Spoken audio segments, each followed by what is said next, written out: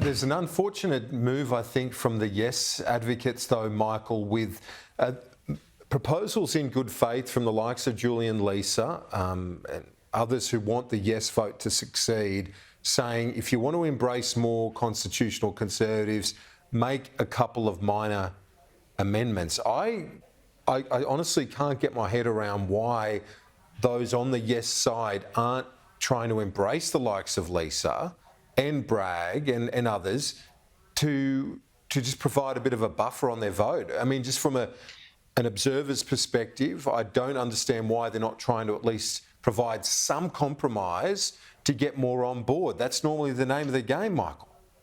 Yeah, but I think the problem is this. I think what we know is that Mark Dreyfus went into the Aboriginal Working Group and put to them the proposition that the voice to the executive government should be withdrawn, and they told him to nick off.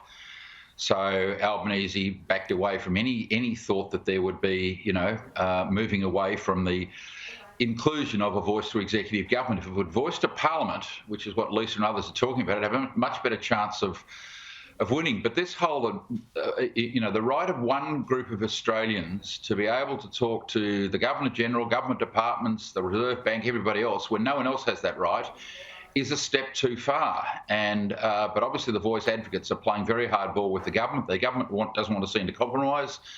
And so what you're seeing is a gradual fall in support for the voice. The more people know about it, the less they're inclined to vote for it. That's what I think's happening. They're just playing hardball with Albanese and Dreyfus, and the government are not prepared to wind back the proposals they put on the table, mate. Stephen, this is not people with disinformation campaigns. I know what you're saying. I'm not disagreeing that there are some that are undertaking that sort of approach, but these are genuine legal concerns expressed by Yes supporters.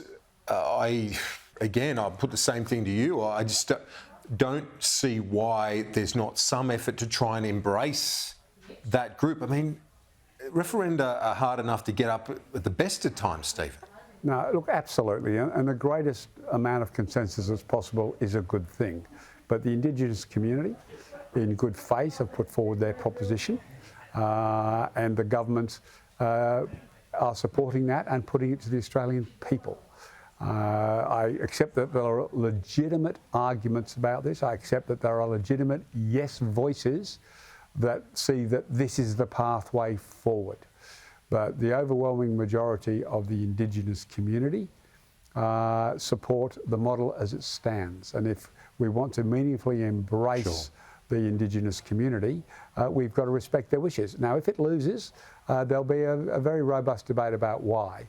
But I would hope that it loses, that it passes, and so that we can begin the next stage, which is to try and address some of the issues that Michael has raised.